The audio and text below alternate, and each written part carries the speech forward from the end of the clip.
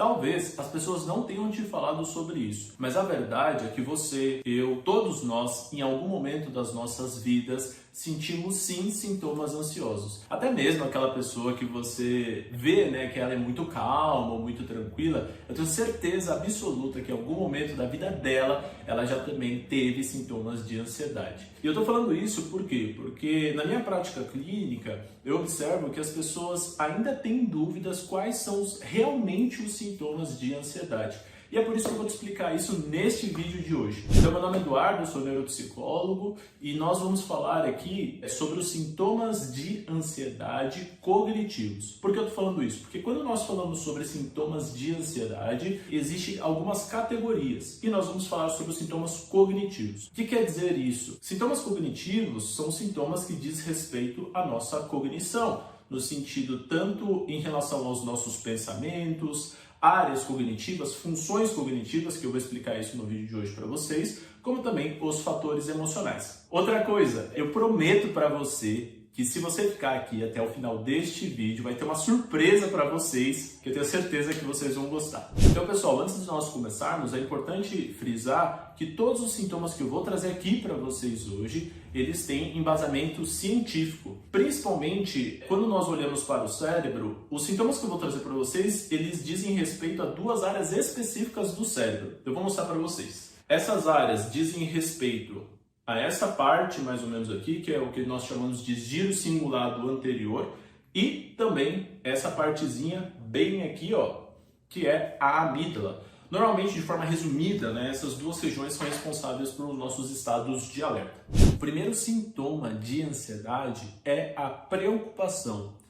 De um lado mais cognitivo, a preocupação influencia através dos nossos pensamentos ruminantes. Sabe aqueles pensamentos que ficam o tempo todo girando e eles não param? Isso acontece porque regiões específicas do nosso cérebro, como por exemplo essa do giro cingulado anterior que nos deixa em alerta, elas estão bastante ativas junto com a amígdala.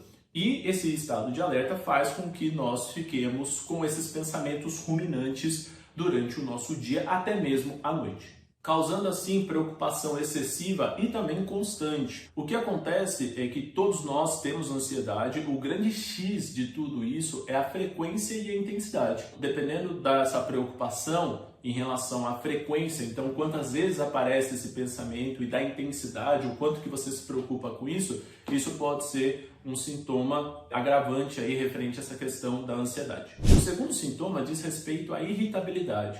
Quando nós ficamos muito ansiosos, a tendência é nós ficarmos bem nervosos. Por quê? Por causa que isso vai estressando o nosso sistema.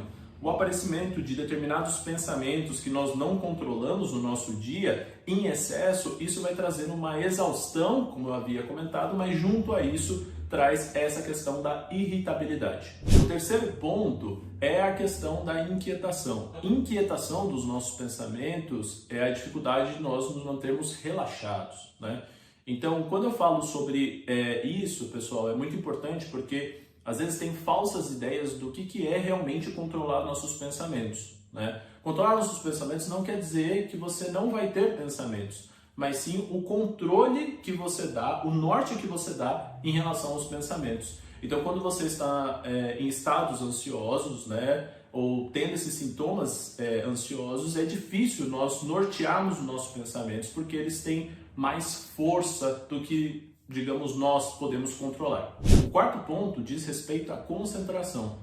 Com a ativação em excesso de algumas áreas do nosso cérebro liberando neurotransmissores, isso impede muitas vezes com que nós mantemos concentrado em algo, o que dificulta também a nossa aprendizagem, retenção de informação, entre outras coisas. Por quê? Porque muitas vezes esse neurotransmissor responsável por nós nos concentrarmos, prestarmos atenção, é o que a gente chama de acetilcolina.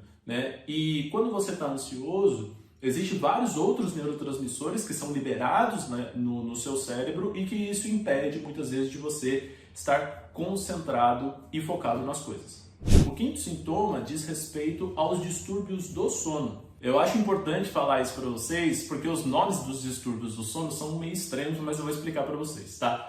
O primeiro distúrbio do sono é o distúrbio inicial, né? Que é a famosa insônia, que é a incapacidade, a dificuldade, na verdade, que você tem de você dormir. Os pensamentos ficam ali e tudo mais, você quer dormir, você quer descansar, mas só que você não consegue, né? Você tem dificuldade para isso. O segundo é o distúrbio do sono em relação à manutenção.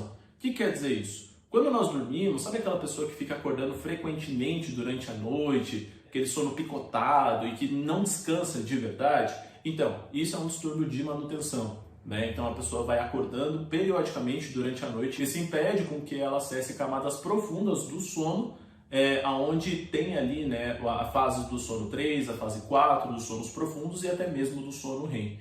E por último, né, existe o terceiro, que é o distúrbio do sono terminal, né? Esse nome é meio estranho, né?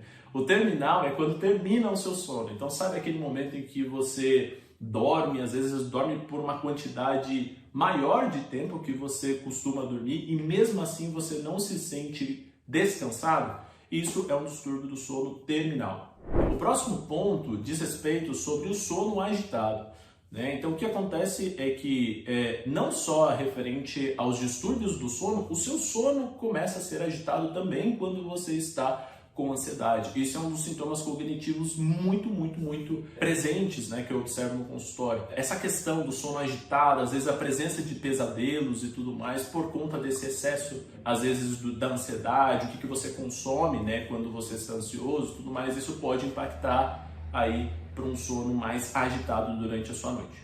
O sétimo sintoma é o medo ou a evitação de determinadas situações que causam ansiedade.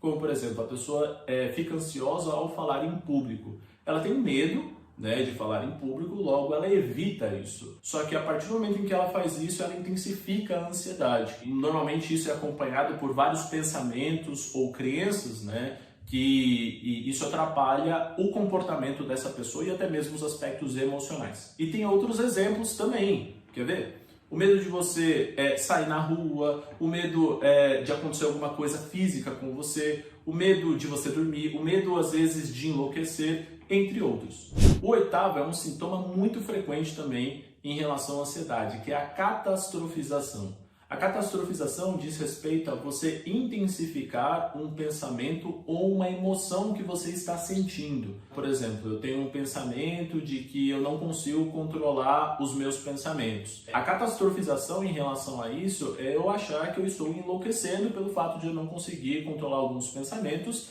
e existe a possibilidade de ter pensamentos intrusivos que afetam o meu emocional. Então eu acabo catastrofizando esses pensamentos e atraindo mais ainda esse estado de alerta. O nono sintoma são as crenças de incapacidade.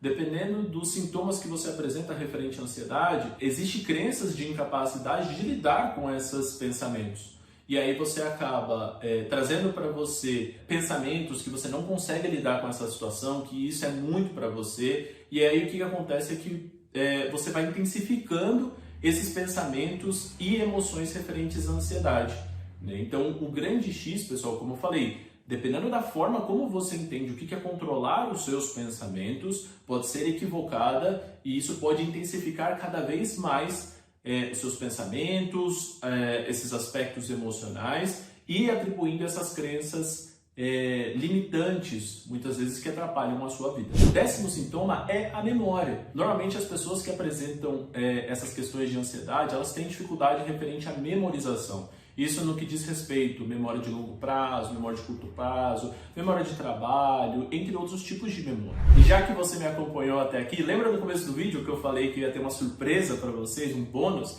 E é isso que eu vou falar aqui hoje. Então, ao invés de trazer 10 sintomas, eu vou trazer mais 2, totalizando 12 sintomas aí para vocês dos aspectos cognitivos referentes à ansiedade. O próximo sintoma, ele acontece normalmente numa questão de médio e longo prazo. Pode acontecer também em curto e curtíssimo prazo, mas normalmente é mais a médio e longo, que é a motivação, né? Então, quando a pessoa ela está ansiosa e apresentando esses sintomas, isso acaba interferindo na motivação, o que influencia nessa questão dopaminérgica, né? na liberação de dopamina no nosso sistema nervoso central. A partir do momento em que existe um alto nível, né, serotoninérgico no nosso sistema por conta da ansiedade, isso acaba influenciando aí em outros neurotransmissores. E essa questão da motivação, né, que é o motivo da ação para você fazer algo, acaba sendo influenciado de forma negativa também. Esse próximo sintoma, ele tem uma questão mais neuronal, que é a redução da atividade do nosso córtex pré-frontal, essa regiãozinha aqui do nosso cérebro. Então, pessoas ansiosas, elas têm uma atividade reduzida do córtex pré-frontal, porque elas são tomadas por outras áreas. Então, existem outras áreas muito mais ativas do que o córtex pré-frontal, como, por exemplo, regiões que nós chamamos de subcorticais. São regiões que estão abaixo do neocórtex. E que isso influencia nos estados emocionais, como eu já havia mencionado, que a ansiedade nos traz, né, os sintomas, bem como os pensamentos também. Beleza? Show? Então nos vemos aí no próximo vídeo. Beijão no coração de todos vocês.